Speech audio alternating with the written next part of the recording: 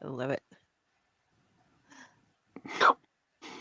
That's not the best picture of me. Hi, I'm Terry Moore. And if you want to talk comics, join me tonight. We're on Splash Page as of right now.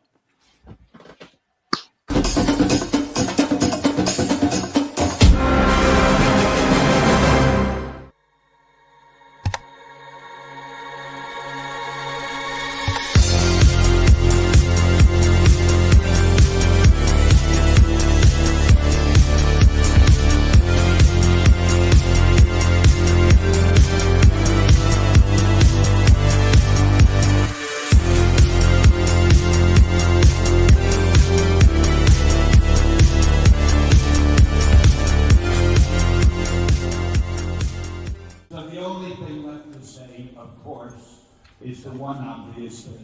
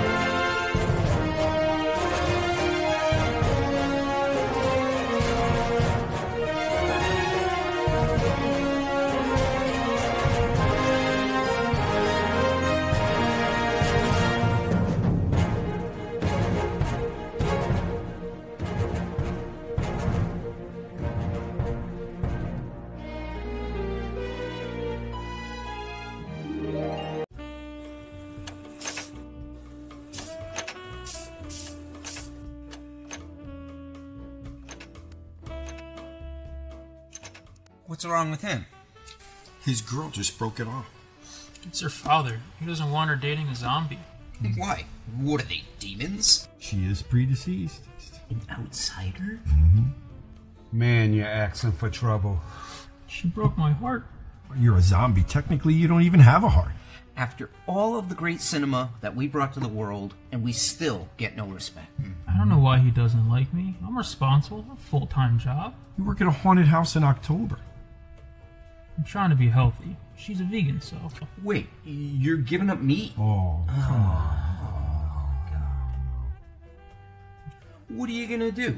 Attack a farmer's market to try to impress her? Now, if he was a vampire, he'd have a much better chance with the dead. Yeah, those pretty bastards. I didn't think this would be that hard. Hard? Man, I'm a zombie and I'm black. Here we go. I blame the educational system. I blame the media. I blame George Romero. Oh. How could you be so disrespectful? Coffee? Zombies don't know much, but they do know good coffee. Deadly Grounds. It's coffee to die for. And zombie approved. Who's George Romero? They just have some coffee. If you're getting Deadly Grounds, definitely check out the Bananas Fosters, which is friggin' amazing. Anyway, my name's Leo. I'm the monkey behind the keyboard here. We have an amazing show scheduled for you today. And you know what? We're going to kick it right off. Kari, how's it going? Hey everybody, it's going great. If you tuned in last night, you saw that we got all of the news and the crowdfunding stuff out of the way. So tonight it is all Terry Moore for you. Ratatoskers excited. I've made sure I have plenty of Diet Coke, Coke Zero, and yeah, I am ready to go. I am raring to go. Let's do this. Jar, how are you doing? I'm feeling ill. No, I'm okay. Happy Wednesday, ladies and gentlemen. We're gonna. Well, Kari already let the cat out of the bag. We're gonna be hanging with Terry Moore tonight. It's a special Wednesday night. So, and hi, Dylan. Dylan's already in the comments. Mr. Drew. Oh, I'm sorry. Hi, everybody. Thank you so much for joining us on this Wednesday. We are totally ecstatic to be here. And yes, Kari was just so energetic. Thank you, Dylan. She just let the cat out of the bag. So it's true. We have on a fantastic guest. We got to interview him at Terrific Con, and we just thought he was, no pun intended, so terrific, we wanted to have him on again. If you know his work, you definitely know his run of the award-winning Strangers in Paradise, but also things like Rachel Rising, Echo. On top of that, he did work for Marvel with Spider-Man Loves Mary Jane. Excuse me. Also, his other work like Motor Girl is also extremely notable. And even little things like Treehouse and Horror. But don't let me tell you about his work. We have him here. So everybody, put your hands together for the one, the only, the extremely polite and well-spoken Mr. Terry Moore. Yeah. Thank you. Okay, I gotta go. All right. We had him for 5 minutes, everybody. We have the bumper. The intro killed him. That was Joe, I amazing. love how your space looks like a TIE fighter or something. You've got Oh, these thank you. perpendiculars. Yeah, very cool. Thank you. But very also, much. you've had good luck selling your comics on eBay because there's a lot of empty slots. Yes, I actually did get rid of a very large collection, and now I need to refill the slots. Mm-hmm. Yep, it's true. They can only fill them during the winter.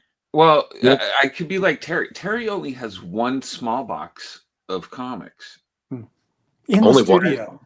in And the then I studio. have a bunch in the warehouse. Oh, do you? Oh, But I I didn't know keep there was a one warehouse. box in the studio, and it's just the beautiful comics that inspire me art-wise. And Leo, while you were getting your medicine, Terry was showing how much more, if we wanted to, like there are levels of Terry Moore fandom, and if we wanted to hit the accumulative champion, there are apparently a bookcase worthy of his work. Yeah, look, see, there you go, Leo. Just so you didn't look at, so right there. Oh, yep. Oh, look at that. 4 shelves of nothing but more. More.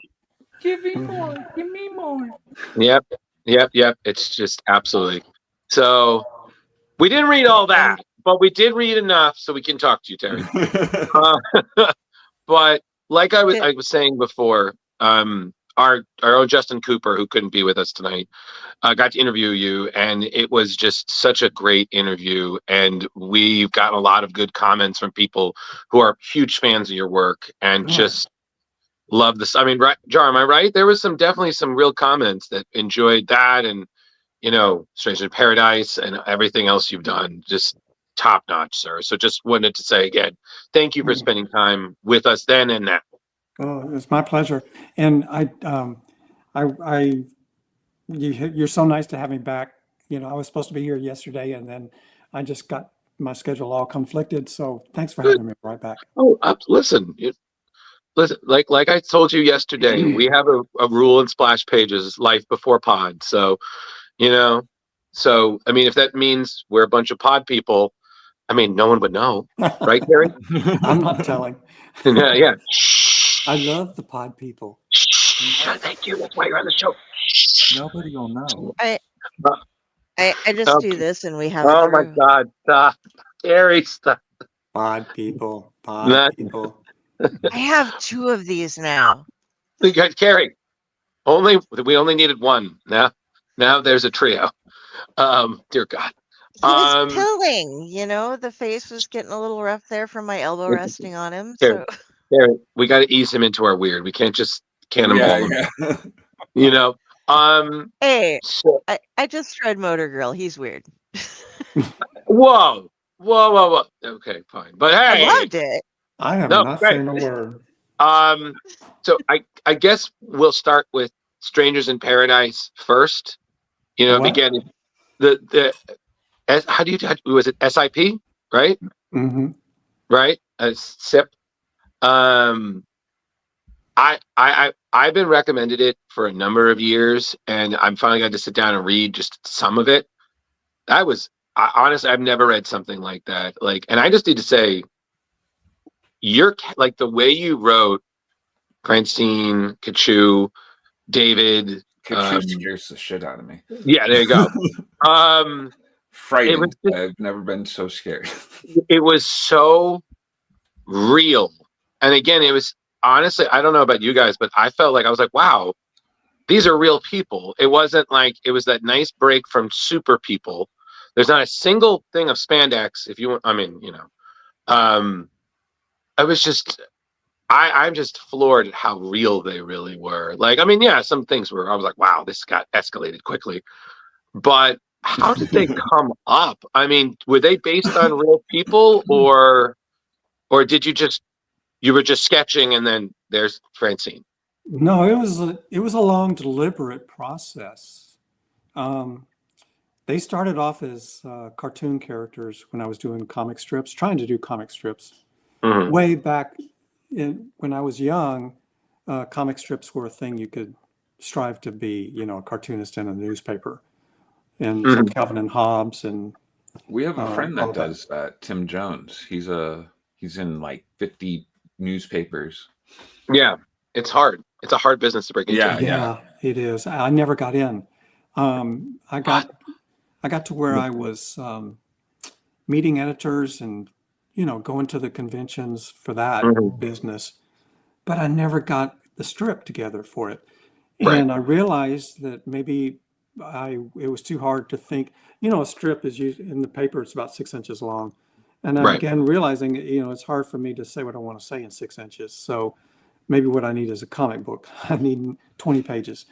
And so I took those characters and started thinking about them not like a comic strip, but more like a TV show. And each issue was like a 30-minute episode. Yeah. Well, speaking of that, Kari had a question for you regarding speaking of episodes, which typically have music. Kari, I recall, had a question about something like that. So, Kari? Oh, well, no, with the music part, I know that you're a musician, but there's the page, there's the song that's written, and you have all the sheet music and stuff out for it. I just wondered if you actually composed and wrote all that out yourself. Yes, my first career was that.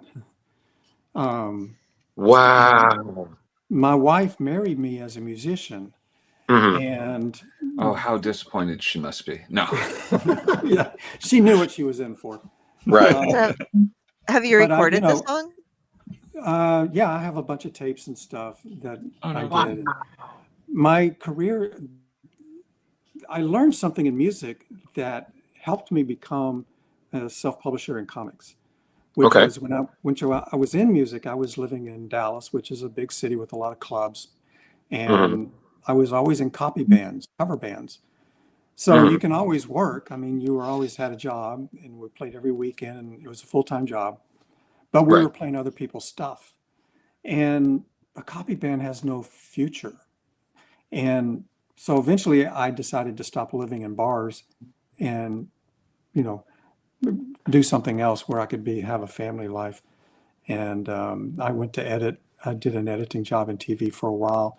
And then that's where I got tired of that real fast, and I wanted to do comic books and cartoons. So when I got my chance to do comic books, here's the point. I looked at working for one of the first offers I got when I was showing the first issue of SIP around to conventions before it ever published. I got an offer to go work at DC and do, you know, backstories and things like that. And this was for Archie Goodwin at the time. Wow. But I came home and thought about it, and I thought, that's like being in a cover band. I'm going to have to draw somebody else's characters. I'm singing somebody else's songs. There's, you know, and artists that draw, there have been 7 million guys that drew Batman. And I can't name them all. But I can name the one guy who did Calvin and Hobbes, you know, or Bone. So I was thinking I need to self-publish. It's like self-publishing was like being the singer-songwriter, one guy that's banking on himself, and you do your own thing and you just hope it works. And if it works, you got a career. Well, yeah. Well, I have You two started questions. doing it before Kickstarter and stuff Yeah. as well, which must have been a lot more difficult to get like the word out there. So did you just travel around convention to convention, or? Yeah, boy, man, you got to the heart of the matter right there, because I'm super shy. Um, and it was hard to do, but I was very motivated. Mhm. So and back then the way to promote was go to every single show you could, and Right. then be in those magazines. There were a ton of magazines. Wizard and such. But you couldn't be Right. in the magazines if you weren't part of the scene, and the only way to be part of the scene was to actually be there physically at the shows. Mhm. And then keep making new comics. Every show you go to, you have a new something. Right. So it was out. I had to do a lot of FaceTime, and the way I did it is I turned a switch in my head that said, it's not about me and my comfort zone. It's about the book, and Right. I will fight for the book. And so I had the courage to go out and do panels and meet a lot of strangers, because I was thinking, this is for the book. So And just y- go, Kari. oh, I was going to say, at one point you encountered some printer issues too, didn't you? There was a cover that they didn't get the pixelation right, so you had this big painted cover, and then it came out just like, well, Nope. guess that's what it's going to be now. And Yes. that's something where if you're on your own, it's just like, oh, well, I can't do anything about it. So, No, and and I was working right up on the deadline. So like if you go to a big company, things are happening and being made 2 months in advance. But when you're a self-publisher, the minute it came off the press, it went straight out to the stores. Right. So if there's a mistake, we all got it. And back then, that issue you're talking about was like, very early on in Stranger's Paradise. So it was about Mhm. 1995. Mhm. And Photoshop was like 3.0. Right. And so back then, when you made a CMYK file, it wasn't all put together for print. It was like 4 different files plus a 72 DPI preview. And Right. back then, not everybody knew what to do. And so this went to the printer, and the printer used the preview, the 72 DPI version of the cover. And that's what went out. And what pissed me off was that the original art for it was really pretty. It was a gouache painting that I had done. Mhm. And I was so looking forward to it. I thought, well, this will go well. I mean, this will be pretty. Let me see if I can pull it up for you here. Oh, please. Oh, Yeah. that's gonna be cool. Oh, this is gonna be dope. This one. Is it that one? Yeah. Just nonchalantly pulling the issues out. That one. I didn't know you had single issues up there. I thought it was all trades. No, I've got all 107 of the Strangers. Wow. And then there are 19 trades, and then there are like 8 hardcovers, and then Right. that. And then we've got Echo, which was Yep. 30 issues, and then Yep. all those others. Right. But Right. yeah, it was this cover that it was actually an original painting with gouache and all that. Wow. Amazing. Oh, wow. I did have 2 questions still on the subject of music, and then I wanted to, we can move on to more on Strange Bears. One, what you mentioned, like kind of doing it all yourself, I was like, it kind of reminded me of like when people would talk about the late great Prince, how the man did it all. Like he was the writer, he played the instruments, he was in the studio fussing over the notes. So, again, it was about, like you said, getting it right. And then since you were in a cover band, I have to ask, did you have any like highlight moments, as in someone you covered was actually in the audience and they sang with you? And what was the one song that you're like, no, like even No. today, like, nope, cannot. No, if you're in a cover band and say like Billy Gibbons walks in and he's at the bar getting a drink, and you play a ZZ Top song, that'll really piss him off. Oh, no. He's sick of it. He's sick of hearing everybody else's lame version. So Right. It's not cool to do that. But Okay. in Dallas, there was a club called Mother Blues, Mhm. and everybody that came for concert that came in concert would go to Mother Blues at midnight after the concert and have a drink and hang out. And there was always a cool room upstairs where everybody went up there, and people down here are drinking beer and smoking marijuana, and up there they're drinking whiskey and smoking Mhm. hash. So one I want to time, go upstairs. no, you you got to show the badge first. No, but one time there were a couple of times where we would be playing, and then a singer or a guitar player would come in, and then they would, after they've had a beer or two, they would ask, "Can we sit in?" And we'd go, "Yeah." So that would be fun. So I got to do that a few times. That's cool. That's rad. Anybody that you anybody notable or just Well, the one that came right to mind was Paul Rogers for Bad Company, wow, that's awesome. and I think Mick was there too, and Mick Ralphs, and he borrowed the other guitar, my spare guitar, and played. So we plugged in both channels of a little Fender amp, and Mhm. it was a twin. It wasn't little. Right. And then afterwards, I sat with Mick and talked to him and all that. And he was not having a great night. He just wanted to get drunk and go back to the hotel.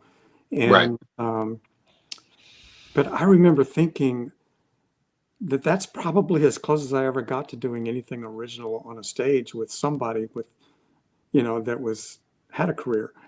Mhm. Everything else was like playing proms. It felt everywhere you went, even though you're at a club and everybody thinks they're cool. It was Right. like playing proms. Yeah, it's kind of like if you go to karaoke night and just keep doing the same songs. Like, yeah, there's someone who, like, oh, that's great, I haven't heard this, and someone who's the regulars, like, we've heard this. Like, please choose something different. Like, I get Think it. of it this way. Like Stevie Ray Vaughan is cool, Right. but I don't ever want to hear anybody else imitate Stevie Ray Vaughan again. I'm sick of that. Mhm. The Fair imitators are not cool. Elvis was cool. Elvis imitators are not cool. Oh my gosh. It's so Elvis it's so doesn't funny. exist. It's so funny you say that because every so often where I do karaoke on Thursday, every once in a while this guy will show up full Elvis, like jumpsuit, hair, glasses, and he just shows up like it's the like, and I'm just like, and some people who it's like the first time they'll be like, look at that, and I'm like, oh yeah, Elvis is here. Like we're just like, yeah, he's gonna do Suspicious Minds and Hunka Hunka Burnin' Love, and he'll have a drink or two and then he'll disappear. And I was like, it's like our Bigfoot. I'm like, yep, saw Elvis. Like, oh, what do you do? The usual, Yeah. It's like, One so, time when I was between bands, Hmm. God, I hadn't thought of this in years. One time when I was between band, I met a guy who wanted to do an Elvis thing, and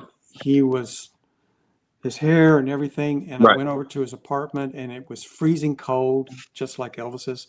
And he had, he was struggling with his weight, and then he was a very morbid person. But then when we would get out the guitar and sing, he was into it.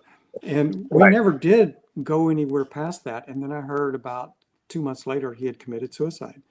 Oh, Just no. took a bunch of drugs and just passed out in his freezing cold apartment. Just that was the ultimate copycat. Dear God. So on to comics. What? Speaking of this, So- so Motor Girl was fantastic. PTSD well represented. There you go. Well, there I were was some saving panels. that one, Michael.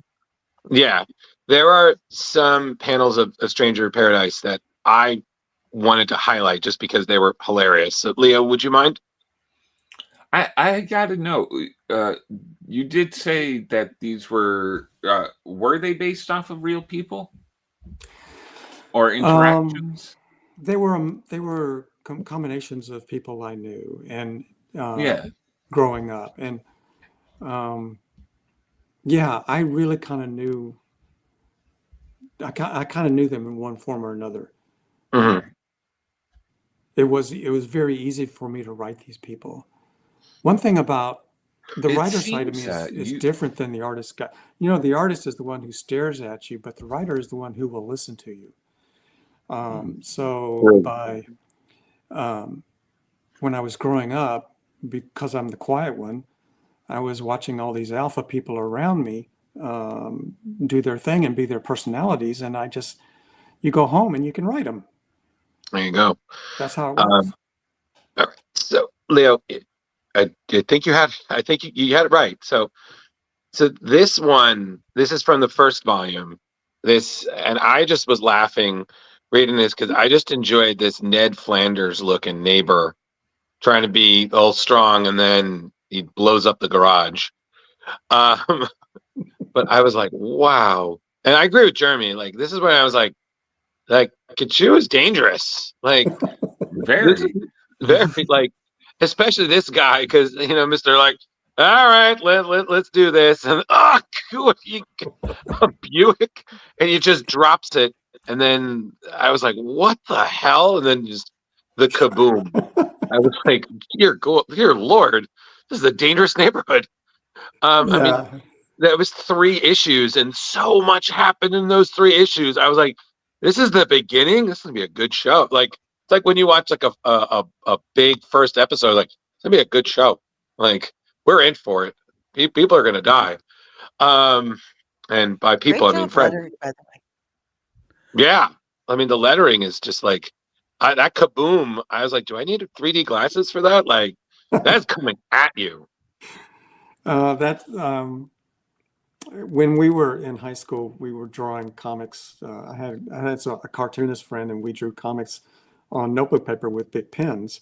And he was such a good he was such a good letterer that I really worked hard on my lettering back then in high school to get these special effects and all that. And oh yeah, but this early Strangers in Paradise stuff, you got to realize I was only 1 year away from comic strips, so everything was very broad and slapstick and extreme. Oh yeah. Well, then the next one, Leo, and then this one, which is from the second volume. I have to ask is because I'm a fan of comedy, but I'm also a fan of the Twilight Zone. So is this 2 references in one? Because first, that character that she freaks out very much looks like John Candy. Yeah, it is. So I was like, it's either Dell from Planes, Trains, Automobiles, or I thought of his character, the King of Polka from Home Alone. Like I know, but I was just that, and then her like I wouldn't look out there. I was like, is this like the famous Shatner 10,000 happened 10,000 feet above? Like, there's something on the edge of the plane. Like, this was just I did a double take and I had to read it again. I definitely didn't think that, Dylan. So no, we're going with John Candy. It's a better choice. Well, also Jar Jar had a good thought yesterday. Also. Oh yeah, John Louis Anderson. I like Louis Anderson, but no, John Candy with his hilarious delivery and his voice and the way he would giggle and all that. It was John Candy all the way when I was doing this. And Kachu was not going to mess with him, but when she saw he was, being goofy, then she started jerking him around like brother sister would do, teasing him. Right. And it worked. Oh, did it ever? Yeah. But I was like, oh God. And then the next one, I'm sorry, this killed me because I have done this in the peak of just absolute giving up. Do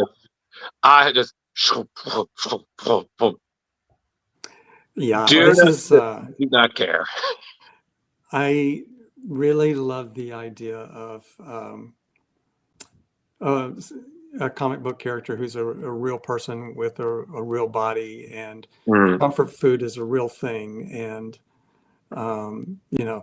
she's going through boyfriends like crazy because she's cute. And, but, back then at that time, she was dating a bunch of jerks and all that. So there were a lot of these milkshakes that were happening after bad dates and things.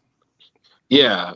but I just, again, you just said so much with these 4 panels. Like literally, I was like, I have been there. I didn't do a milkshake, but there's a lot of things you can do with homemade pasta. Let me just tell you, Go with a huge bowl it of is cereal when I'm in that mess. that I'm about to say. That's another one. You just giant container.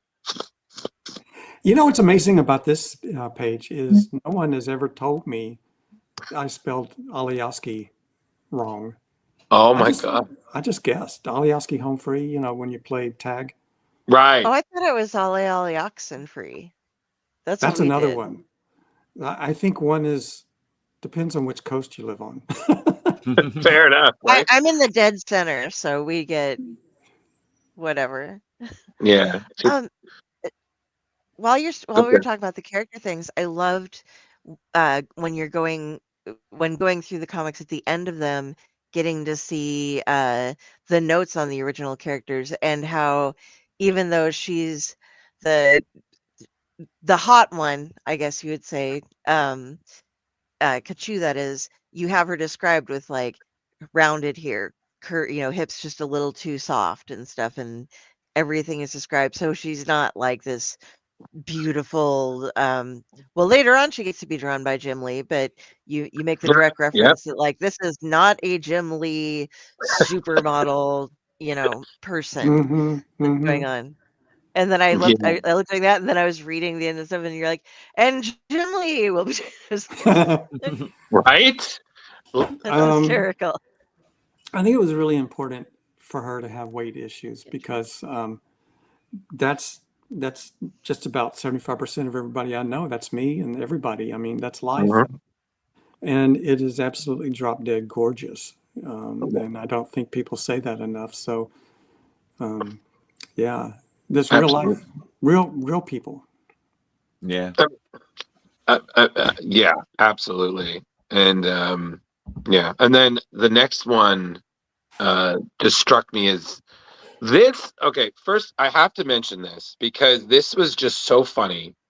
The dimension of Aunt Libby, which I appreciated even more, especially after reading Motor Girl, and we see her. So again, the fact that because it's your own connected universe, I guess, just referenced it, and I read this, I was like, God, that's so random, like the aliens and everything. But what killed me was at the end, Francine's answer, the "Oh Lord, please tell me I'm adopted." I have said that more than once to my own parents during an embarrassing story. Like I remember, especially when I was younger, I was like, "Mom, please tell me I'm adopted. Like, please tell me. Like, I swear I won't judge. I just, please tell me. There's no way I'm genetically related, right? Right? It's situational." I mean, again, all of my parents, because it was always for comedy, but everyone's always like, "I'm adopted, right? There's no way we're related. We can't. No." But this was hilarious. And I have to ask, is this based on real life? Yeah, I know somebody that was picked up by UFO and sent back as a Boston Terrier. No, I was just, he was just, I just thought it was funny and it was like a comedy skit for me. And, but this is where we introduced Aunt Libby. She became a real character in this universe here. And then she continues to, she never went away. I mean, she continues to be an SIP later on and on. And then after Stranger in Paradise finished, I was trying to think of another. When I was trying to think of Motor Girl, I was thinking, who do I know that could live in the desert out here? And I thought, well, Aunt Livy could be out here. And so I did that. And it was actually in my second series, Echo, that I realized I needed somebody in California who could be there. And because there was going to be this big event and I needed somebody there. And I decided to use a couple of characters from Strangers in Paradise. And that's when I realized all my books could connect. And it could be all one Terry verse. And I was thinking of it like Heinlein, who I loved. I read all his books in high school. And he got about halfway through his career and decided all these books could connect through his main character, Lazarus Long. Right. And that became the Heinlein verse. And I thought, I can connect every book I ever make off of Kachu and everybody she knows. Hey, listen, Fantastic. listen, if Stephen King can do it for as many Yeah. years as he can, anybody can. You know, that man was MCU cameoing before MCU ever dropped a Stan Lee. So we get it. I was not thinking of, there's another series called Rachel Rising. It's my horror series. Right. It will scare the pants off of you. And I got about halfway through it and I thought, where's my connection? I mean, I had Jet, and Jet used to work at the studio, at the art studio that Kachu is at later on in the series. But at one point I walked into a character's house in Rachel Rising, and on the wall there is her painting of Francine. And Right. this character bought it at the Kachu's gallery. And I realized, could I do that? And I went back and looked at the Strangers in Paradise scene where that the lady is looking at that. And I realized she looks exactly like my character in Rachel, 15 years later. I can do this. So even subconsciously it was working out that, Aunt Johnny was in Strangers in Paradise, and then Aunt Johnny was in the next 3 series later. It just kind of all worked out. And you didn't need a crisis level event in order to bring anybody together. Right. Respectfully dealing with their own weirdness in each pocket of Terry USA. So yeah, there is no other dimension. There's not a layer where Kachu is evil, or there's no right. Thanos' baby is not anywhere, and neither is Dr. Doom's. They can all go take a hike. Right. What you got? Right. Then the next, Leo, if you wouldn't mind the next one. This encounter in the second volume was just so beautifully awkward. But what killed me is because, she runs into her ex who's already dating someone. They're engaged. They're talking about this wedding in Hawaii, which, as Kari reminded me, does not go well. Then again, nothing really does. Just the whole thing and just sitting there wet, and just your reactions, these characters, I was like, I have been that person. The waterfall wetting my ass. I hope they both drown. I was like, wow, the shade, standing there dripping, just hating life, was just so poignantly wonderful. Just I chuckled so hard reading that. So I just had to bring it up. Thanks. And Kari, the expressions, I figured out how to do expressions in comic strips. Mm-hmm. And I'm so glad I had that comic strip era in my life, because if I'd gone straight to superheroes, most heroes only have 2 expressions, grim and grimmer. But when you do comedy and comic strips, you're dealing with losers, and in the frustration of life, you get every expression, every feeling possible in a day. Right. Winning is not funny. It's losing is when we can all say, man, I have been there. I was looking my worst, and I ran into somebody that reminded me they've moved on and my life is going nowhere. And then that just slump-shouldered feeling. And I don't know, I just have so much empathy for a person in that position. I just want to walk over there and hug her, and your heart goes out to them. Absolutely. And then Kari, we were talking about this earlier, that just the Hawaii wedding, that whole thing is just, I mean, I'm still laughing at it, because one of my favorite comedies is Forgetting Sarah Marshall, where someone experiencing a breakup goes to Hawaii to heal, and of course his ex is there with her new guy, and it's just chaos ensues. And to me, I was like, still funny, but this was, oh my god. One thing I should point out too is, like, one of the worst things your ex can do is the rebound person is the complete opposite of you.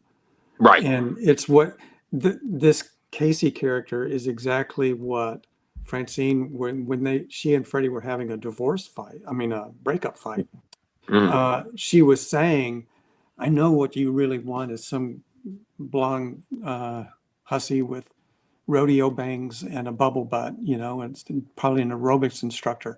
And sure Right. enough, that's exactly who he ended up with. Do you guys know what rodeo bangs are? Not I. In Texas and Oklahoma, where they have rodeos, I guess Tennessee too. Rodeo bangs were where you take gel and the girls would slick up their hair real high like that, and it would come down, and so it would look like trailer trash hairstyle, you know, where it goes up high, and that's called rodeo bangs because a lot of the girls who rode horses and loved horses and were at rodeos would have the rodeo hair. It's not a compliment. I shouldn't even. Yeah. I mean, I would never say this anymore, but I mean, we're looking at something that was done in '94, so that's where I was. I had a sharp tongue back then. Listen, I remember back in the 90s when they had the Ryder Strong like parted bangs for guys. I was like, oh, that's so cool. I'm like, is it though? Is it? But yeah, they had the whole hair shaped underneath and long in the bun up top, and yeah. Oh no. Leo still takes the cake with his hair. Oh, the mullet. Is that right, mullet man? It wasn't a mullet. It was long. Party in or back and business up front. I just had it long where I could tie it back. You know, Leo, went down to the middle and back. Leo, it's okay, man. I was a Guido, so my hair was crispy, just straight up gel and Axe pipe spray. So I get it. But did you have the Matrix leather jacket with the fedora? No, that's a look. No, I had 90s, you know.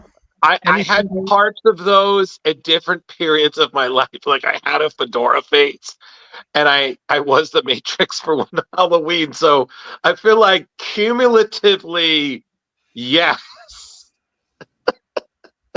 So whatever. Sorry. But did you go out to clubs with it? No, but I did wear sunglasses I was the guy wearing sunglasses in club because sunglasses at night. I did, and I would be at the club, sunglasses on, and someone's like, "Why do you do this?" I don't know. Wesley Snipes did it in Blade, and it looked really cool. And my friend was like, "You're an idiot." I was like, "You're an idiot," and I'm just like, it was cool, you know. It was a good song back in the 80s. Yeah, exactly. You know, exactly. But all right, so that was the 90s. Anything went, you know.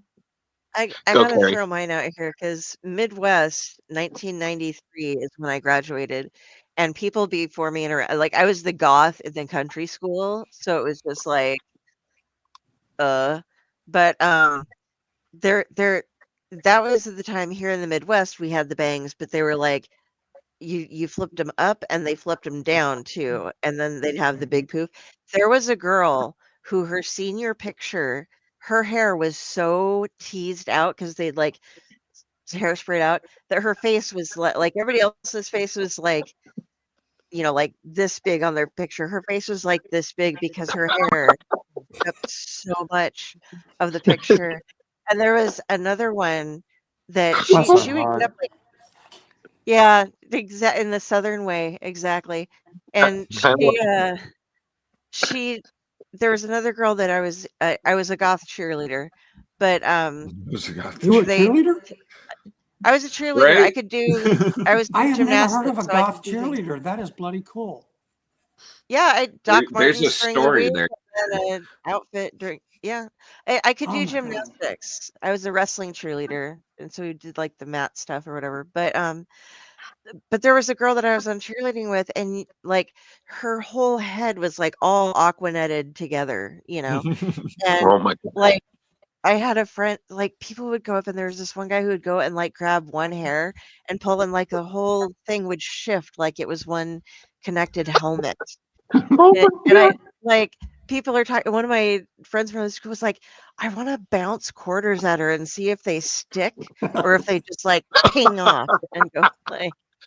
It's like it's like that. It was crazy in the 90s.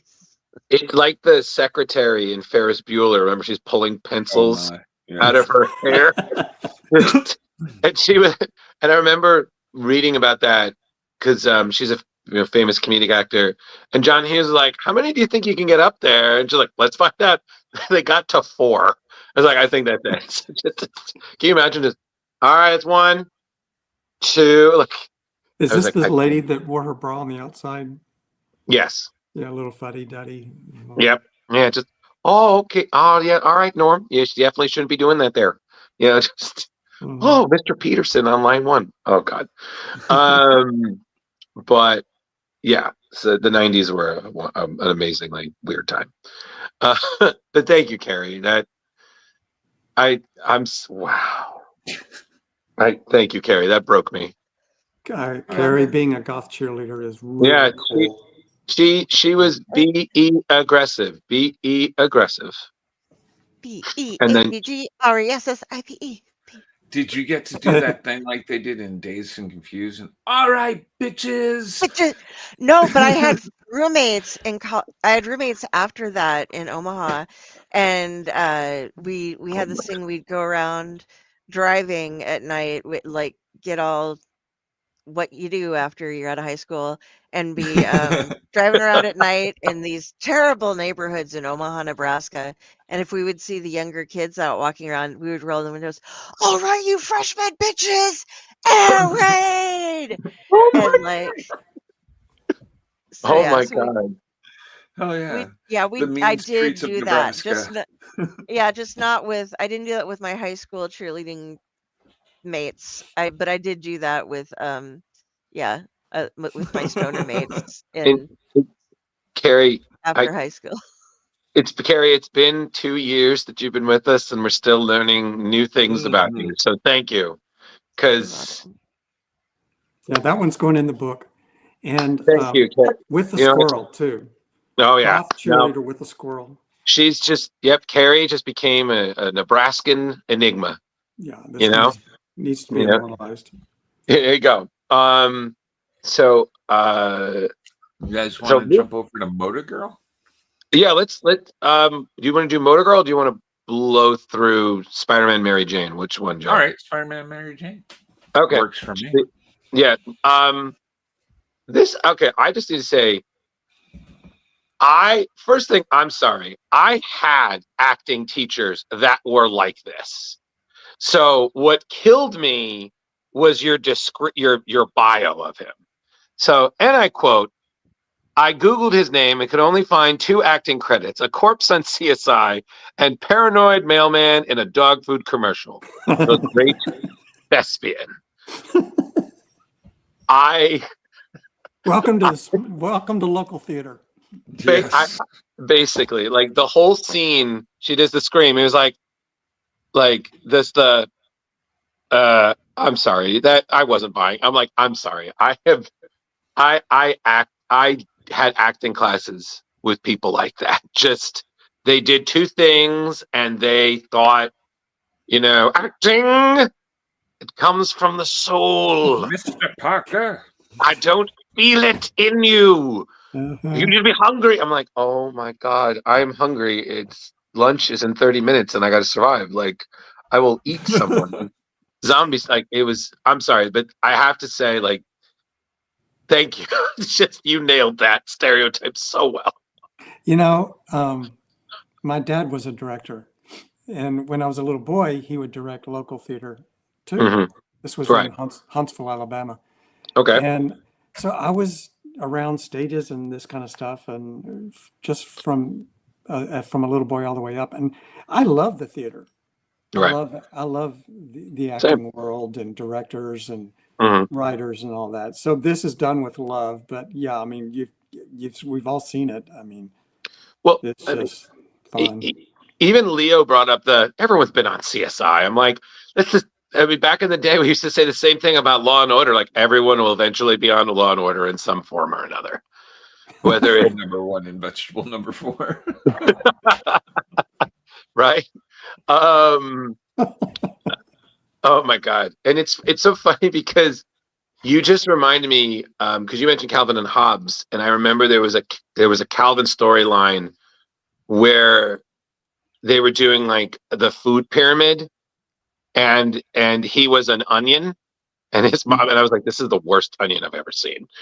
And I didn't get it as a kid, but he was talking to Susie, and he was like, "What are you?" And she said, "I'm fat." And he was like, "Oh no, in the play." Like, anybody else want to say that the kid just laying and Calvin's on the ground, stunned, yeah. Like understudy. And I just, to this day, I'm still laughing away because as a kid, I'm like, but as an adult, I'm like, oh God. Hey, while we're looking at this, let me point out something to you that was really useful to me. Sure. See the lineup of the actors there on stage. Mm-hmm. I kind of did this a little bit in Strangers in Paradise. What I basically did was write a love triangle, and then I miscast it, and I gave the good-looking guy, I gave that role to Kachu, and I just had her play it like a guy, and everything still works. Right. So Francine's problem was I have two different guys that I love. And now her problem is I have this very alpha person in my life who I'm starting to fall in love with, but it's confusing to me, and it's Kachu. And then I've got like the all-American guy that I want to marry and have kids with and do, start becoming a school mom. Right. So that was the triangle. Well, that worked for me in Strangers in Paradise, and that was all I thought about. But you look at this lineup here, and later on down the road, I wanted to do the horror story. And to me, most horror stories are, familiar themes and full of tropes, things that we recognize quickly and dismiss, and you kind of lose our attention because you've seen 100 versions like that. So how do I write a horror story in a small town without it becoming, a drive-in movie? And I was thinking about acting classes, and being on the stage, and you've got a lot of different people lined up there on the stage, and say they're all typecast. Right. Everybody you're looking at there is going to play a role just like you would have imagined in 100 movies. And then the director, pretend he's good and pretend it's Mike Nichols. And he says, every actor hand your marked script, one actor to the right. And now play the scene again. So now that girl in the middle with the short blonde hair is playing the role that was the tall guy. And, the guy is playing the role that was the blonde girl, and so on and so on and so on. And that's what I did in my horror story, Rachel Rising. I typecast it. So you've got a big, scary looking guy who might live on a shack on the outside of town. And typically that would be the guy with the hockey mask on or whatever. But now he is this sweet natured good guy in the town, the one person you can trust. And the actual killer is a 10-year-old girl. And, the doctor is off and off and off. So everything's a little off. And then I just wrote like people would normally react in that crazy stuff. But it's coming from different mouths. So you suspect everybody at first. And then that big, scary looking guy has to win you over. And everything that comes out of their mouth reveals this absolute angel inside. But on the outside, they look like, oh, you don't mess with that guy. And it just made the whole writing experience in drawing it a whole fresh experience for me. And it kind of read better, I think, as opposed to like typecasting it and just going down the trope road.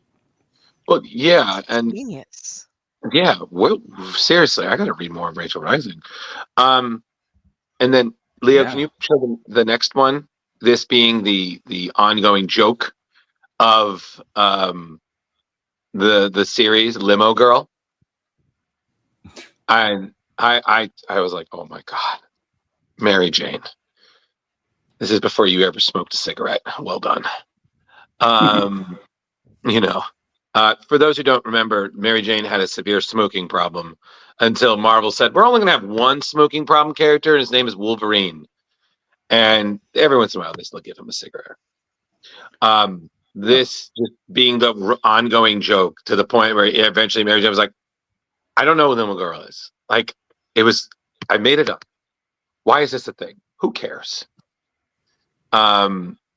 This was just so beautifully Mary Jane, the limo girl scene. I was like, wow, well done. Thank you. So, yeah. And then the next one, this fight scene, got me simply because of what Peter said to him. I was like, that's some straight up Spider-Man quip. You giving me attitude? Well, you're welcome to join if you want to have some Sesame Street flashcards you can play with. I was like, wow. Like literally the next film, fight. I was like, I'm done. It's just one of those, like, how does nobody realize nobody quips like that? Like, I was usually when we see Spider-Man and Peter Parker scenes, it's Jekyll and Hyde. And,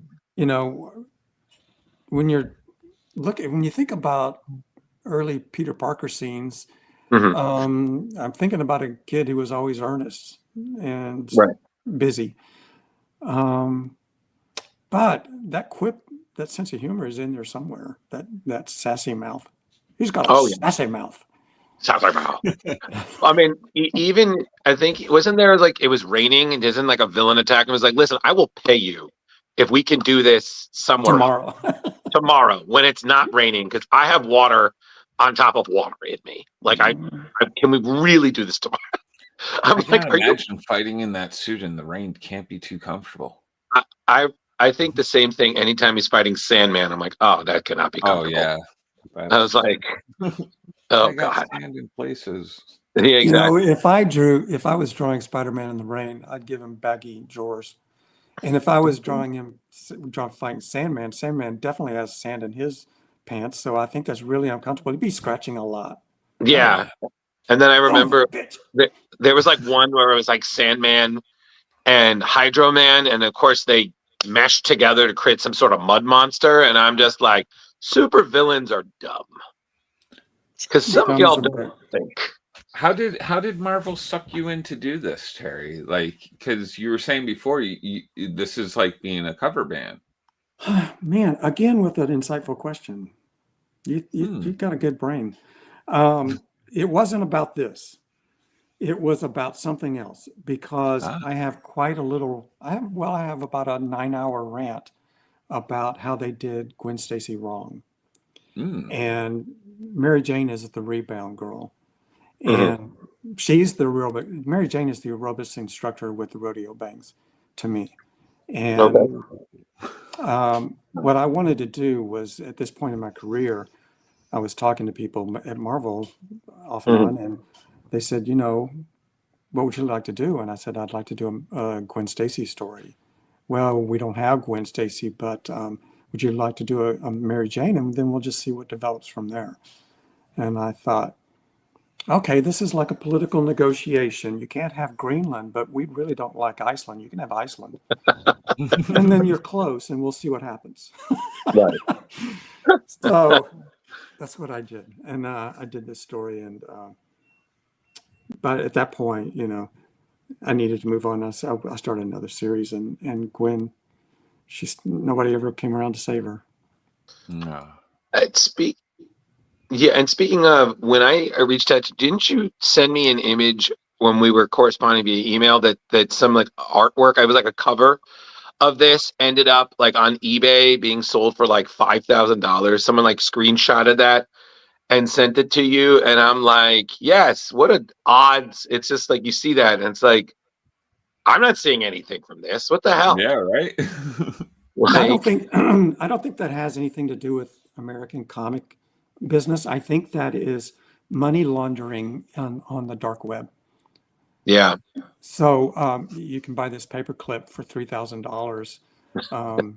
Here's my banking instruction. Right. Here's this grilled cheese that was baked in the pattern of Mother Teresa. Jesus, and I'm just like, and then it's like, we throw money at that. I'm like, are we? It was a good run, everybody, but I think we're done. It's a little bit. Like, I think, but it's very flattering to be currency in the exotic world of dark web money laundering. mhm. I mean, that's something. Right? Yeah. You ever thought you'd be there? You That's know, going in the Exactly. diary. It's right? almost an Eisner. Right. But then the I think there was one more. Leo, there was one more, right? I think it's there was this, which I was like, this is just terrifying because again, I remember growing up in the 90s where the worst was the rumor mill, which again could eventually die down. But now this is just a whole new game. Like, okay, the rumor jar, we were talking about this earlier. Like, the rumor mill is one thing, but when people can create a website online shit posting, It's got to be even scarier now, like AI and stuff, like Mhm. deep fakes. Like, whew. Yeah, I was like, bullies. I was like, listen, but then again, when it's on the internet, it's on the internet, and I was like, damn, like I was like, wow. And then how you put the whole thing in, MJ investigative reporter figuring out the detail. I'm not going to tell everybody what happened because I want you to read this book. I was just like, wow, you just nailed this, and this just still blew me away. Just like, oh yeah, your website. I was like, wow. Kari, thank God you didn't have that back in your days, No, eh? actually, I have a story that is my equivalent to this. Okay. Back in my day, and I think they still do it. Do they still do yearbooks, high school Yes. yearbooks? Yes. Okay, so in my day, they had to have the person who was running the yearbook. There were a couple of upperclassmen that really didn't like me. And so they were using at the end of them, they would have their like wills to things. Like Uh-huh. each senior got to will something. And they had to cut out like 3 different people's wills who were willing nasty inside jokes about me Oh, being in there. So that was my version of having a website. Was I was not the popular. I was a cheerleader, but I was not a popular cheerleader. I was a cheerleader because I could actually do this stuff. But yeah, there were people who were like make it just some. I'm not going to get into what they were, but some terrible things that they were trying to sneak into the yearbook. And somebody was like, that's actually, this is what it is. So they were like, oh no, we're not going to like to post that. So there was an equivalent back then. It was just harder to catch. we need a time machine to go back in time and beat up Kari's bullies. Yeah, it's on. We'll blend But then right I in. wouldn't Get have the the overall. squirrel. Oh, I can wear big baggy pants again. It would be great. Yeah, I Kari, you remind me. My mom told me this story because she had bullies, and this is like in the 70s. She had bullies, and she was in high school. I think in like she's 1955, so she would be in high school like 60s, early 70s, and she was on the yearbook. So her ultimate revenge was she was working on the yearbook. So a lot of those final photos ended up. Let's just say that some of those were not the most flattering to end up in the yearbook. So again, revenge is not a dish served cold. It is a dish served cleverly. Mm-hmm. So, Leo, there was one more image for that I wanted to share. This is exactly how I end situations, and you can ask Kari and Leo about it. Mine is like pizza. Like, this is just such a sitcom way to end it, and it was just perfect. I was like, just doing her little diary, and Peter's like, "Yeah, I got pizza. Do you want to just chill?" Mm-hmm. Like, I literally heard like a theme song playing as this ended. Like this, like what a nice way to end. Everything is solved with pizza, kids. Drew does solve everything with pizza. It is the absolute truth. I'll talk to him on the phone pretty much daily, and it'll be like, oh, I'm just gonna grab a slice. I'm going home. I got all my things done. I'm gonna grab a slice. I deserve it. I earned it. He lives in a area where they have slices. We don't get slices. I have to buy the whole damn pizza, Drew. Yeah. You're on the wrong side of the Mississippi. I'm sorry, I can't hear you over the sound of my piece of violin. Just I can't. But you know, yeah. But now, Leo, if we wouldn't mind, now we definitely want to talk about Motor Girl. Terry, Jar, I think, has something he wants to tell you that he profoundly enjoyed this. You as soon as you put a talking monkey into or ape or any orangutan, you know, Planet of the Apes like really hit the core for me. So as soon as I met Mike, I was just like, hey, this is my story, and then I got sucked in. It was just great. I really like how you portrayed ex-Marines PTSD, and like this must have won of awards, right? Because this is fantastic stuff. Hey, he cried twice, 2 times during 2 times. You tore me apart. The kid, and then the very end. It's like when you found out what everything was all about. It was just like it ripped me apart. I actually thought she had died at first. I was like, "Oh my God, no!" It started from a silly sketch. I drew this tank top girl with a ponytail and a welding torch standing next to a chopper motorcycle, and I don't know if there was a gorilla in that sketch, but I showed it to my colorist Brian Miller and said, I'm just sketching, trying to come up with ideas for a new series. And he said, if you did a comic series with a girl, a motorcycle, and a gorilla, every guy on the planet would buy it. And I thought, okay, well, that's good advice. And then I began to think about, why is the gorilla there? And I thought about invisible friends, you know, whether it's a gorilla or a squirrel on your hand, or Hobbs, you know, right, or you know, whatever, Snoopy. And it's a great, you know, in the original movie Harvey, with which was out in the 40s with Jimmy Stewart. Jimmy Stewart plays a man who has had a mental breakdown and now has an invisible friend that's a tall rabbit. Right. And all through the movie, everybody in his family is going, "Oh, stop this!" And craziness ensues. And then this man is totally zen and calm because he went over the edge, and now he's very zen. He's good. A lot to do with his invisible friend saying, "Okay, we get the big picture now." And I needed that balance here because I needed her to go to the desert that she's familiar, desert, hot environment, and because she's not finished, and with her mentally, with her assignment, but I needed somebody to talk to. You know, you want to be alone, but you need somebody to talk to, and that was I manifested the gorilla, and that became, you know, the person she's talking to. And then there are times in the story where you can see there's no one in the room, but we know he's real. Well, and absolutely. And it's so funny you brought up Hobbs, because I remember reading, I think it was like one of the Treasury anniversary issues where Bill was talking about, you know, how people would come up to him and talk about like Hobbs as, oh, it's like a magical tiger, you know, who transforms. And he's like, no, it's not that at all. It was Calvin sees Hobbs one way and everybody sees him a different way. So it's about perception and whatnot.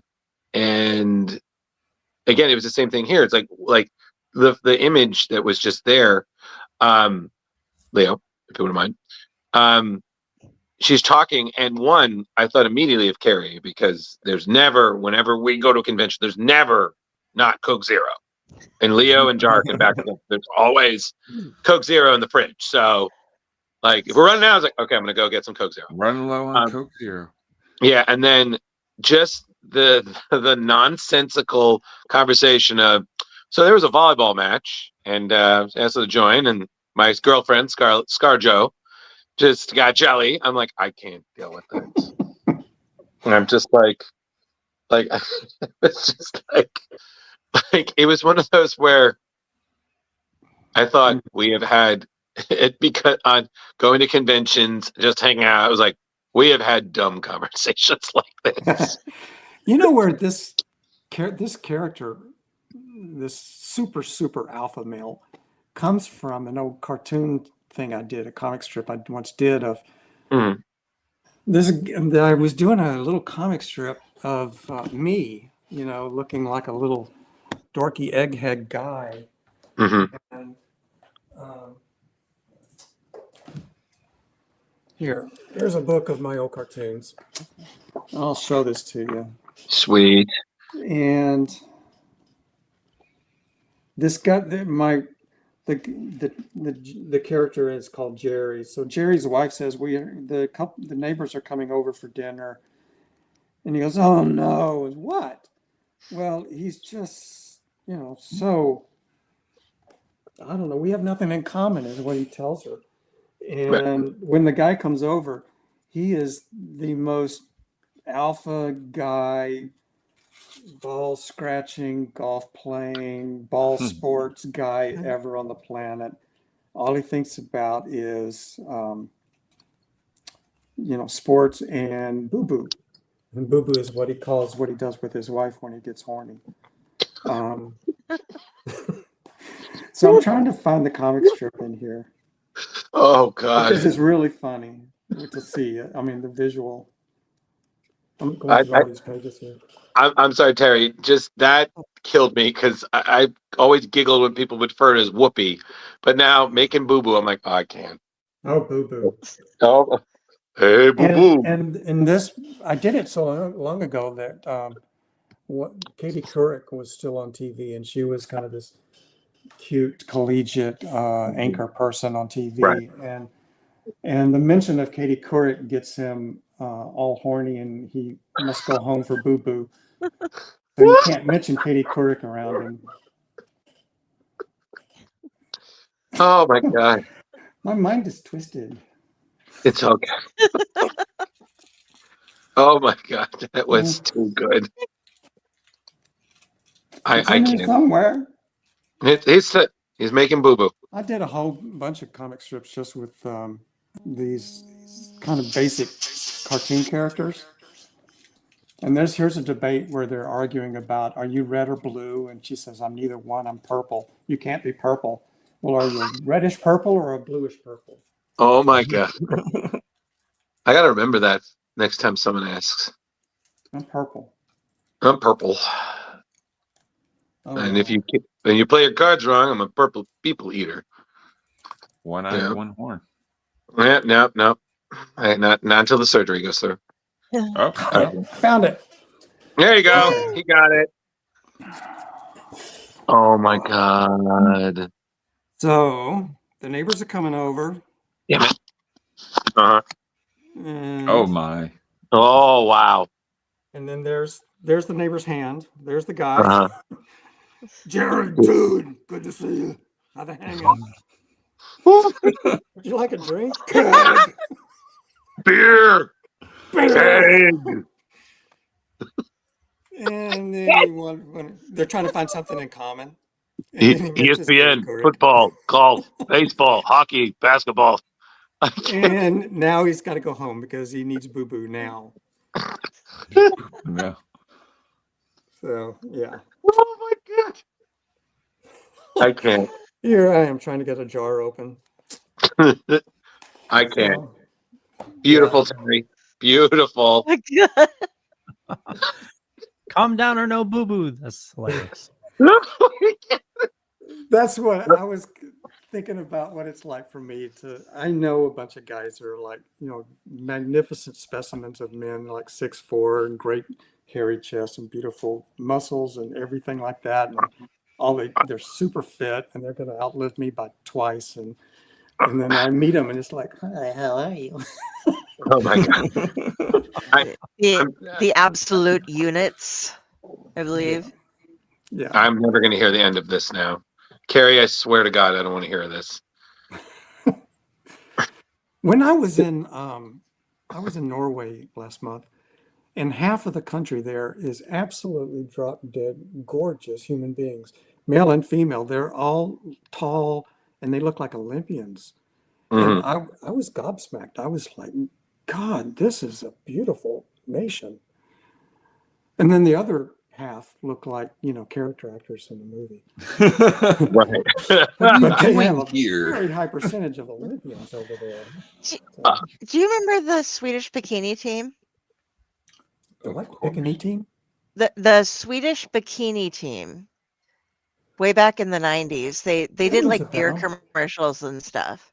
Yeah. But it never occurred to Yes. me. I was like, what is there also like the German bikini team and the Welsh bikini team?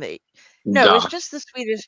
It's not like you went out and had bikini team competitions, but I wonder where that came up from. If it's just like you're saying in Norway, but Sweden's pretty close, and so they're just like, wow, everybody's hot. Throw in some bikinis. We'll call it a team and do something. There's something, I don't know, But there's something going on up there where, there so many of the people are over 6 feet tall, long legs, beautiful frame figures, I mean, yeah, they make superheroes up there. I don't know Yeah, why. they do. good genes. Indeed. So then the next image that I had pulled was when they first see, the first time they make contact, and this killed me, especially because the reaction, like, yep, saw a gazelle do that once, turned and ran into a tree, knocked himself out cold. And they're greeting it. He looks like us. Hi, E.T. Welcome to Earth. I was like, I'm done. I like the one where they crash landed and the two of them walk out onto the open door and have an argument. You can't understand what they're saying, but the body language, it's very clear. One Clearly. blames the other. And Mm-hmm. yeah. My thinking is, what if the UFO lands and the aliens are really nice? Yeah. Why is it always a scary thing? It's the I'm Close really Encounters. hoping. Yeah, it's the Close Encounters of the Third Kind, Starman kind of thing. They're just nice. They're like, yeah, we're here to spread the knowledge, dude. Yeah, what if they really just want Coke Zero? Exactly. Then if we see Kari, if we give them Coke Zero, it's like Field of Dreams. Give them Coke Zero. They will stay. No, then maybe And I things would like have been doubling better. down on the poor little guy's a little schlemiel. And at Yeah. the very end, there's a double insult to him, like he was kicked out and then he's got the oil leak on him. And Yeah, that was, oh God. They were just so cute. And I was like, blip. I'm like, oh no. yeah. Like and the way that you drew them, they reminded me of the Great Gazoo from like there's, hello there, dum dum. I'm like, I can't.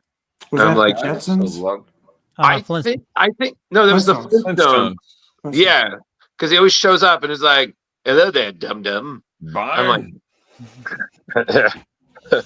just I also always like characters who are, kind of have a superiority complex, but they're complete dorks. I mean, they're not. I mean, they can't back it up at all. Oh yeah. I like that comedic character. Well, and then, like I said, so then you would Leo, if you wouldn't mind the other one, I think the next one was a Livy moment. I mean, again, this is hilarious. I liked how at the end you wrapped up where even their names come in. Oh. Where she's just like, yeah, okay, I'm sorry. You're in Blick, Iraq, and like, holy crap. Yeah, but that was, I'm sorry, this was hilarious because he's playing Angry Birds. Yes. Angry Birds lead to Angry Gorillas. He's always got some kind of outfit going too. Yeah. Again, you do, and I guess it's like the cartoonist kind of way. Like you do so much with, like, again, you've got the like the first one, you got the 6th grid going. So you've got that classic 6th grid comic page, Dave Gibbons and Watchmen kind of thing going. And then you got the 4 panels. Again, you just do so much with it. But then again, it's like looking at it, it's just him, the chair. And then of course you're thinking he's not even there. So technically what we're looking at is an empty fucking room. Yeah. now you're inside the loop. And Got it, guys. This is like Tron. I'm now in. you're in the club. Man. But it was just again. Just because she walked out of the room doesn't mean he stopped playing Angry Birds. That's true. It's just He'll be there all night. I remember Really? back in the day, my mom played it. I was like, I can't. Same. Like I didn't. My mom did too, though. Yeah. We had our They were like, calendar. yeah. Oh yeah. I'm playing Angry What year Birds, was and this? I'm like, What year did this come out? I mean, because Angry Birds must have been a thing. What year was this? I wanted to. God, what was it like, Leo? Was it like 2015, 2016? Was it It that was late? Angry Right? Birds came out around like 2016. 2011. 2016. Yeah. Yeah. Well, Angry Because Birds was a thing. I remember it was big, then it kind of died down. Then they did the movie to kind of like bring it back up, and it peaked a little bit for the movies, and then it just Before the movie, they did the special versions like Angry Birds Star Wars. right. They even Right. had toys. Yeah. Yeah, they This tried dropped in doing 2016, right? they tried doing like Angry Birds Monopoly. I was like, no one's buying this. Monopoly must have had a CEO who was trying that with a lot of things. They did a lot of Monopoly versions. Yeah. They Yep. lasted for a couple of years. Monopoly Star wow. Wars. version. Angry Birds began in 2009. Jesus. Oh God. I just yeah. So then the next And one. soon will go the way of the Funko Pops. Yeah, and then the next one is here you go, Aunt Libby with the UFOs. Mm-hmm. Yep. Don't do that, you old fool. You'll make them mad. And she was just great. Like it's like, you know, when you hear the stories and then you meet the person, it's exactly what you imagine. I was like, this no nonsense, ornery, heart of gold, but she would shoot you and bury you in the fucking desert without a thought. Yeah, Like, if you threatened her family, she sure would. And I Oh, loved yeah. her. She's got this retirement home outfit, you know, with the little tennis clothes, and Mhm. I can just see her skin is all wrinkly and sun damage from years outside and smoking. Everybody in her generation smoked, so Yep. I can Aunt just Libby's picture only it. really 40 years old. Mm. She's seen some things. She's seen some things. And then the next panel, like this was just funny because the reverence for Miles Davis. Like you drew the we would have Miles you drew the angels saying the like it was like exactly. It just reminded me of like all those movies where they have the music and it's just the reverence. Like I read it, I just heard the Miles Davis. Sometimes I'm working on a page. Well, you know, if you have a lot of personality and an imaginative mind, imagine you would be out there in the desert and you would having a good day and you would start just talking shit. And next thing you know, you're acting out things like that out there in the middle of nowhere by yourself and singing your favorite songs. And there you go. You have a Miles Davis moment. Every jazz I lover should can never relate. be allowed to be out No. in the desert alone. Ever. It would be bad. Carrie, it's gonna be a lot of show tunes. You would be a one-woman fiddler. Yes. I couldn't handle probably. the heat. No, thank you. I would be seeing Mike. No, Jar, you would be It'd a matter one of like 30 minutes, and I'd be like, "All right, somebody take me home. I'm done." It would be the entire cast of Les Mis at once. That's Oh my! Don't forget us gingers, like we disintegrate inside. Oh yes. Oh yeah. I would be a one-man Ghostbusters. I know it. I would just do the whole goddamn movie myself. That would be great. Yeah, see, Dylan lives in the desert, so he knows. He talks to himself. We've got a whole Snow White animal cast behind him, you know? We're really not here, Dylan. Imagination, like SpongeBob. And then I think the next one was it? Oh yeah, this was Oh my God, the pickle. The pickle. Don't eat me. We're not going to eat you. Why? I'm delicious. Why not? I'm delicious. I was like, I've said that to Jar. I said, I have yet to ever get this high. And I remember Jar said, it's going to take you quite a lot. Like if you think you're a pickle.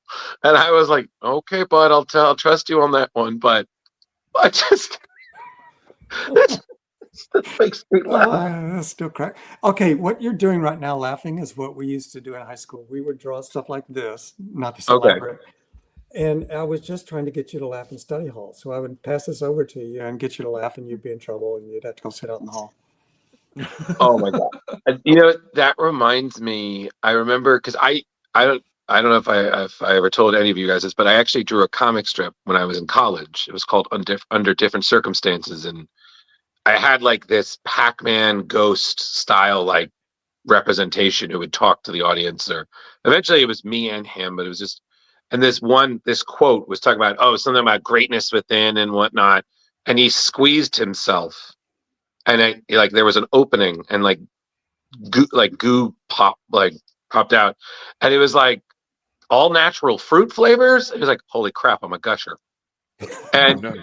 exactly, it was just so simple. And my friend was like, that was the funniest thing I read all week. And I was like you, Terry, I was like, that just came to me because I'm just a compendium of my favorite Calvin line was just this thing is like, I'm not dumb. I just have a command of thoroughly useless information.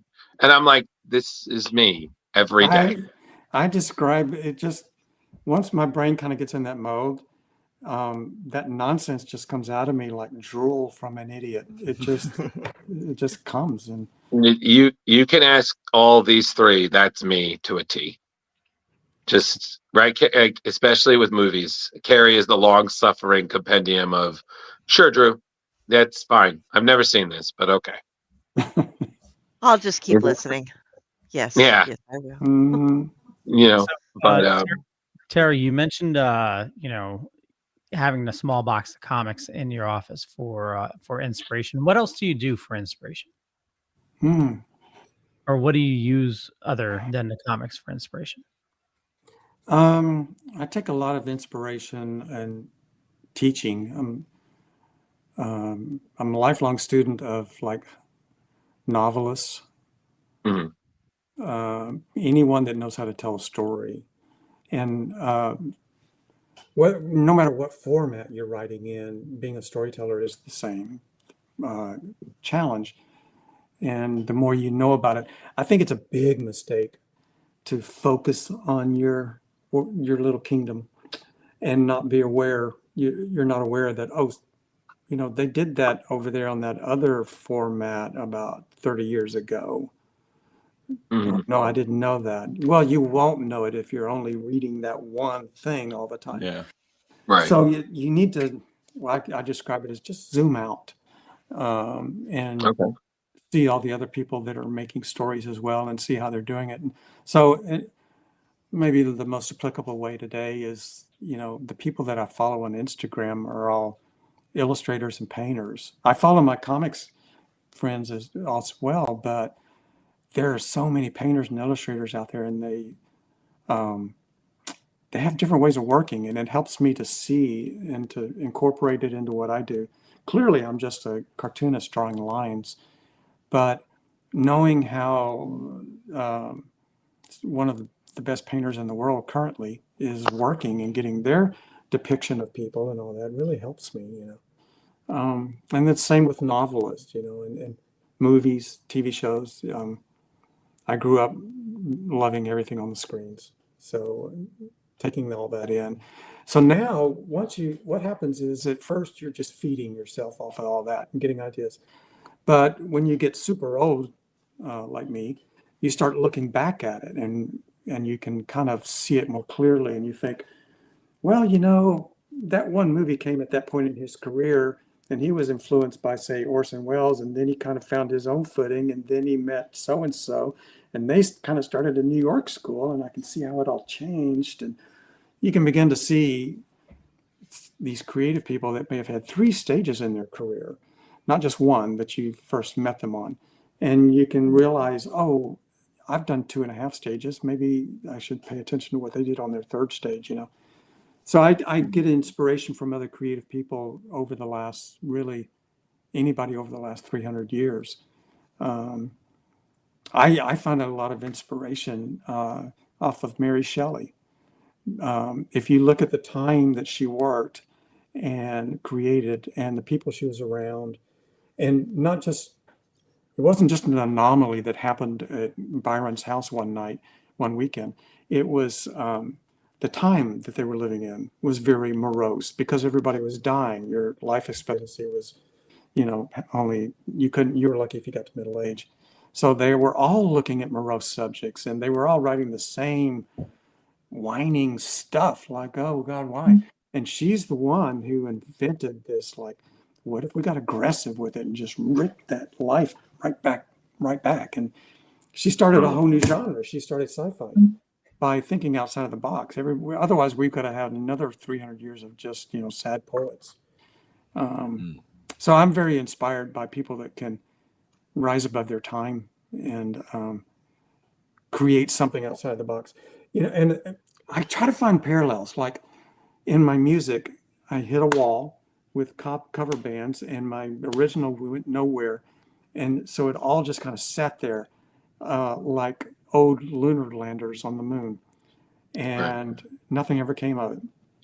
And then when I get a chance at a second career, I'm looking at that and thinking, how do I make sure I don't leave this stuff dead on the moon? And I try to think, you know, like outside the box, because usually what we might do is, oh, I love horror movies so much.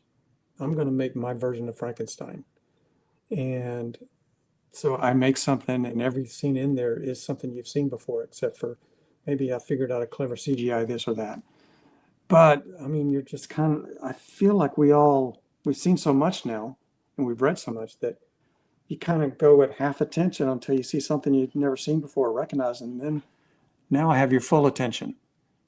And then when I go back to tropes, you kind of like zone out and you're like, just, you know, double timing the attention. And so my goal is to come up with visuals you've never seen and moments you've never seen, read, and dialogue exchange that is fresh. You know, I'm not making my favorite version of somebody else's stuff. I'm trying to always like invent the wheel. And that was a big turning point as a creator to get there. It came with a lot of failures. You were mentioning, did this ever win an award? I don't describe myself as an award-winning cartoonist. I describe myself as an award-losing cartoonist. I've lost every one there is. I've won a few, but I've been nominated for a lot more and lost them. Yeah. They went to bigger books that were really saying what people wanted to hear that year. Mm-hmm. But I don't regret it. So. That's cool. I mean, it was still really great. No, that's a great way to live with your mindset, being like, hey, man, I was there. I was in the running. And it was... Well, and, you know, the awards are the pat on the back you get that year. And I think the test of a book is how does it do for the next generation? Do we get to see it in 20, 25 years? Yeah, books are a powerful thing. I mean, it's like a forgotten bomb in the ground. Books are patient. They will wait for you to find them. There's books here you guys haven't read, and if you decide to read one in 10 years, it'll be there for you. And I hope it still works with the same effectiveness that it worked the year it came out. Well, while we're on this topic of the storytelling in books, I tried checking this because the Molly and Pooh stuff that was in Strangers in Paradise, it is some great prose stuff going on. It's very meta too. It wraps around so interestingly. But when I tried to look up, because you've written like over 880 some books or whatever on Goodreads listing, have you ever done just straight up prose work, or have you thought about doing prose work? Because I couldn't look through every single book that you did, because most of them obviously are going to be comics. And whenever I looked you in prose, it was like, oh, and then in Strangers in Paradise, there was a lot of prose involved. So And I started including, I've always written prose. Starting again as a teenager, I was writing stories out longhand. And it always, the response always encouraged me to think, okay, I should hold on to that and come back to that later. But when I did Strangers in Paradise, I began thinking like, I want to, again, one of the reasons why there's so many different formats in Strangers in Paradise is because of an experience that I had, a lesson I got in music, which was I took a music demo to a producer with the studio one day, had 10 songs on there, and he listened to, 40 seconds of for a minute of each song. And at the end of it, he said, you know what, you have one good idea in each song. So they're all just kind of like, why don't you take all your good ideas and make one great song? And he had my reel back. And I remembered that lesson years later when it was my turn to do a comic and I got my chance. And I thought, I'm going to take every idea. I'm not going to hold an idea for later. Every idea is going into this one. And so it was cartooning, it was comic books, it was my best illustration, it was pen and ink, it was pencil, it was prose, it was poetry, it was my song lyrics, everything I could think of. And so the prose was in there, and I liked the idea that it was as if you switched from reading the comic book version to reading the novel version, and the page numbers would increase, so now you're on like page 400 of the novel, and now you can read it that way. And the only thing that really changed was descriptive narrative, letting you know, I had to tell you what things look like. But even then, I realized that the most important thing was the dialogue, not the description. It's actually easier to write a novel than it is to draw and make a comic book, because in a novel I can say suddenly every window in Manhattan blew out. That's a sentence in a novel. In a comic, I have to draw that sucker. And but I love longhand, and I think as my hand starts to hurt more and more as I get older, I have to do warm-ups now to get my hand to calm down, to do straight, smooth lines. Right. So as I get older and start approaching 150, I may have to switch to prose. So if you're going to be at a comic book convention that we're at, I bring the lidocaine and hand it to you. Mm-hmm. I take it for my knees. You can just rub it on your hands. Squirt it all over this whole appendage right here. Exactly. Like a hot dog and mustard. Well, I will also say, in terms of just wrapping up the conversation about Motor Girl, the comical henchmen were just so funny. I think it was Carl and Larry. Yeah, Larry on the spaceship thinking that they gave him fish legs was just the most unintentionally funny thing. Fish legs. I have fish legs. I was like, oh, I'm good. And then he sees the guy with the fucking fish body. Yeah, it was like, oh no, this is not pleasant. This is a nightmare. That was Nixon there too, right? Fairly certain.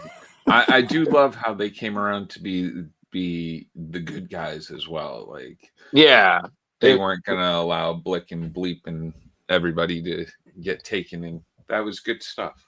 It was again, like, it was all great. Like I said, even yeah, it was fantastic. I mean, just even at the end, like you wrapped everything up so nicely, and it makes me want to go back and read it again, because I want to see everything from that point of view. Be like, oh, this is actually a hallucination of sorts.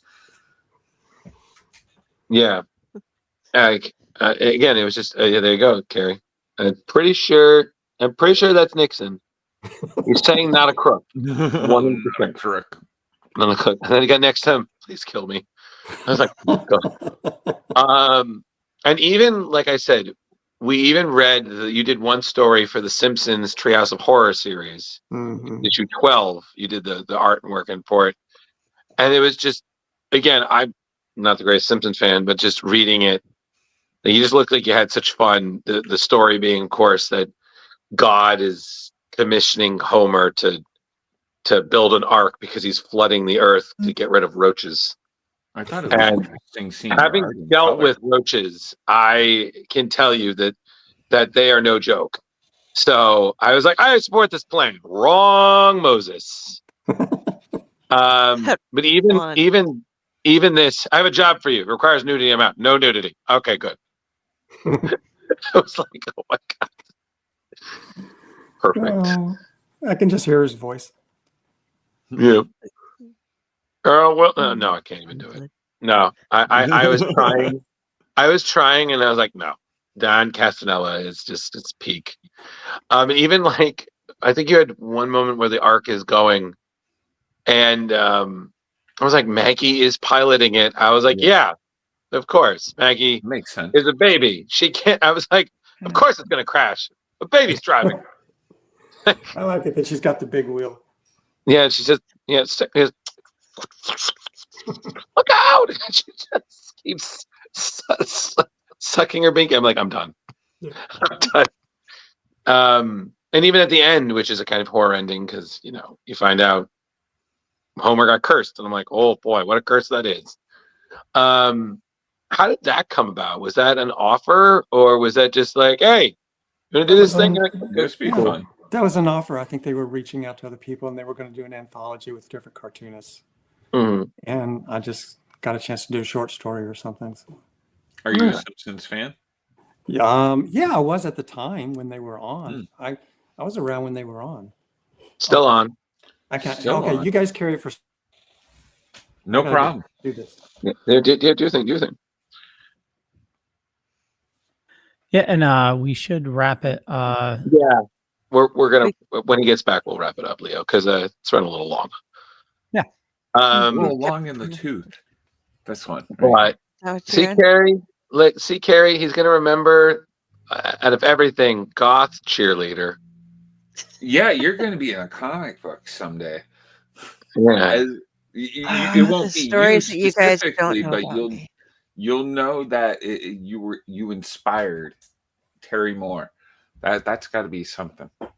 Yeah, that's definitely something to tell your mom. And she was like, "Okay, that's nice, but what are we gonna do for brunch?" Oh, check it out, Jason. It's Treehouse. What number Treehouse of Horrors was that? 12. Issue 12. Yeah, it's the first. Jason, it's the first story in that issue. Well, he said he loved it, so I think that indicates that he read it. Yeah, so he knows.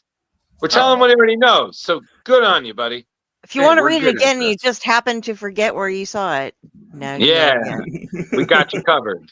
We're thinking so you don't have to. Welcome to Splash Pages. I'm actually right now. The new season of Fortnite is a Simpsons inspired world, so it's kind of interesting.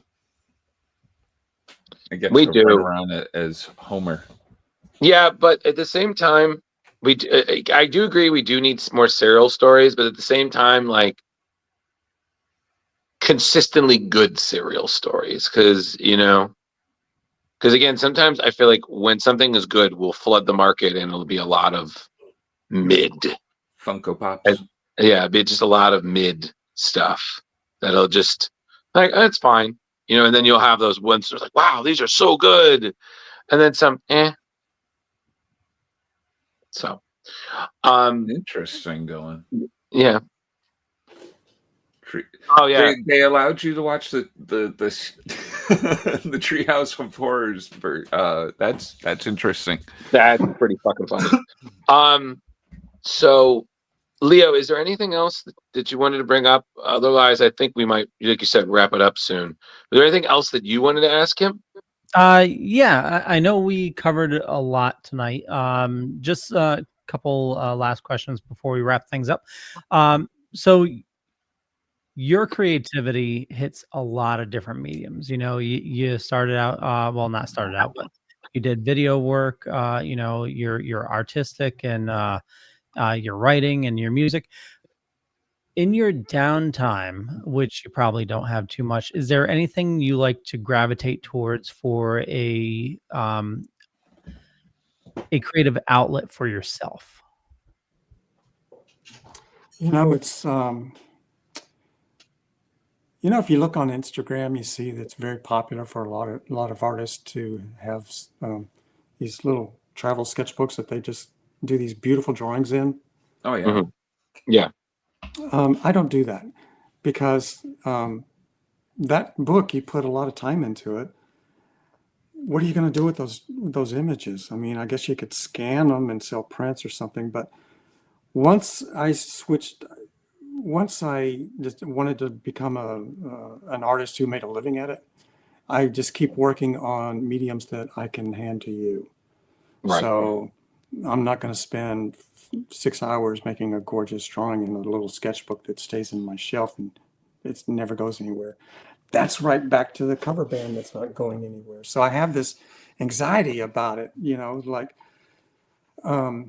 make art that I can put out in the world. And because the people that I have loved and admired over the last 200 years, it's because we have their art out in the world. Somebody stopped them from putting it all in a pile and burning it, or having it all in one sketchbook and it, you know, was drowned in a flood back in 1812 or whatever. So I'm all about making art that I can put out. So I don't do like sketchbooks or anything like that. My creative outlet is to think of what the next thing I can do publicly is. But inside of that, I'm not thinking of what's popular now, what's trending, what could I write on the back of? No. That one of the reasons you don't want to do what's really popular right now is because things flip-flop. So when this is over, it's going to be ridiculed, just like 80s big shoulder pad clothes and 90s simple gaming systems with AA batteries in them and all that stuff like that. And I don't know, you've got to think beyond, you can be influenced by your era, but if you only create from what you're getting from your era, you're just going to be redundant. If you zoom out, again, that word, if you zoom out and you're influenced by 200 years of eras, you've got a much bigger recipe going on. Right. And then you can blend everything from Steranko to Alphonse Mucha to Degas to Mary Cassatt to Lord Byron and put it all together. And now I want to know what you come up with. Right. But if you're totally influenced by two comic book artists who've worked over the last 15 years, I've seen it, and they were better at it than you are. So, you know what I mean? Yeah. It's really good to be influenced by as many things in the creative world as you can find, and then put it all together in your head and see what happens. Beautiful sentiment. Yeah. Stay evergreen. Yep, totally. It's all about being evergreen. So last question I have for you is, talking about downtime. Is there anything you dork out about, that's, are you a Star Trek fan? Are you, watch, History Channel or something like that? Yeah. I can't stop looking at cool guitars online.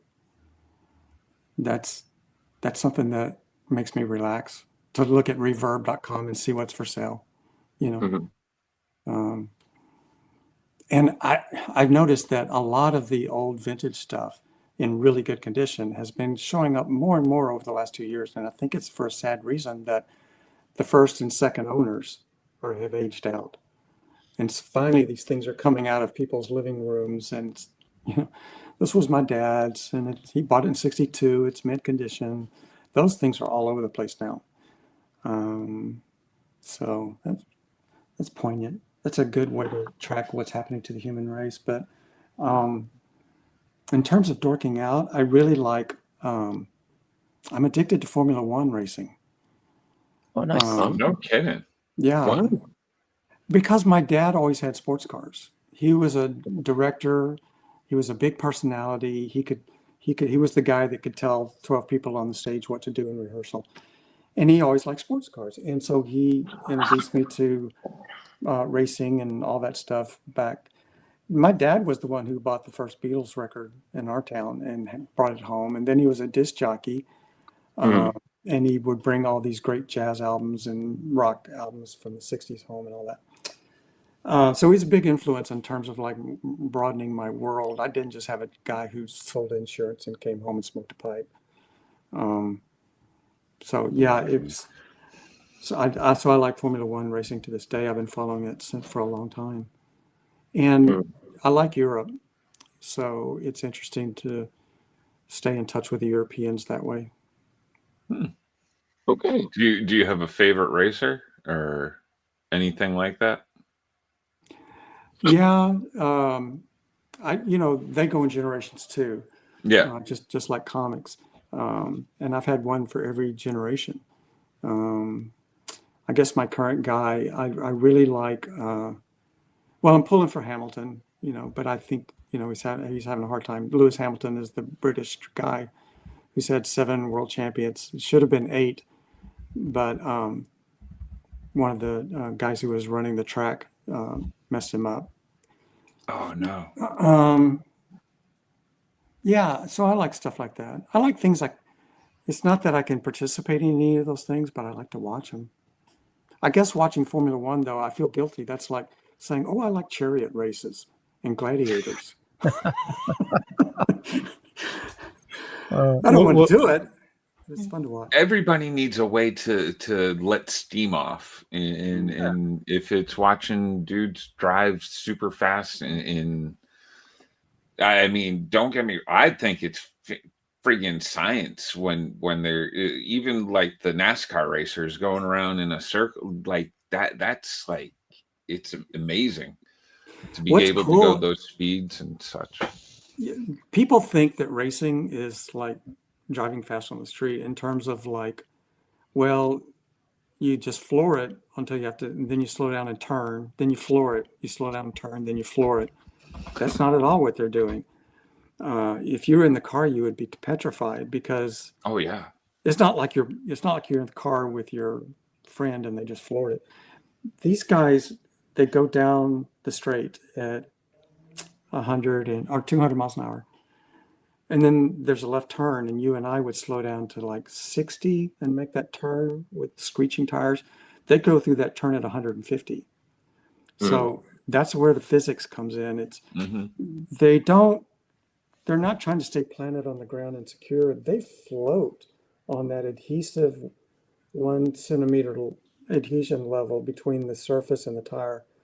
And they're gauging that slip factor. And it's easy to see when you watch a downhill skier.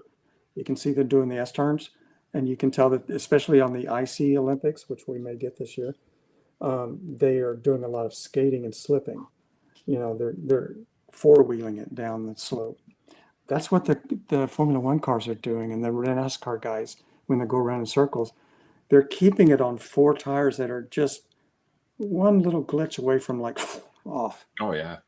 And and they mess up a lot, but when it works, it's a thing of beauty to watch those guys turn left at 180 miles an hour. I agree. Did you enjoy the Brad Pitt movie F1?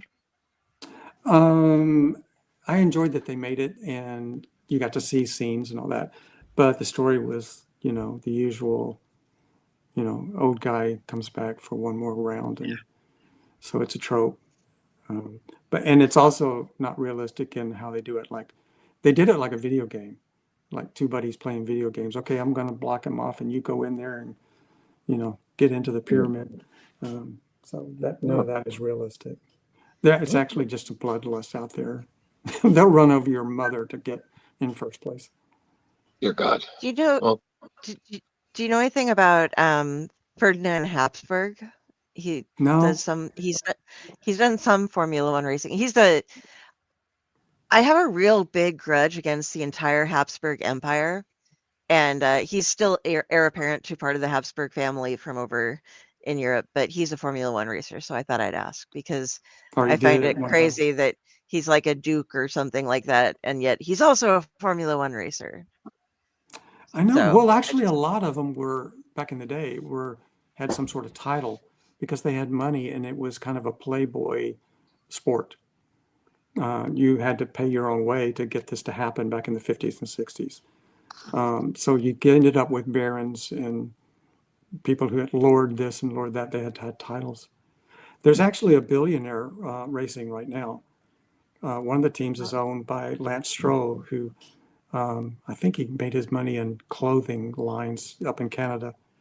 And then he bought the Aston Martin team, and his son is a competent driver and drives one of the cars.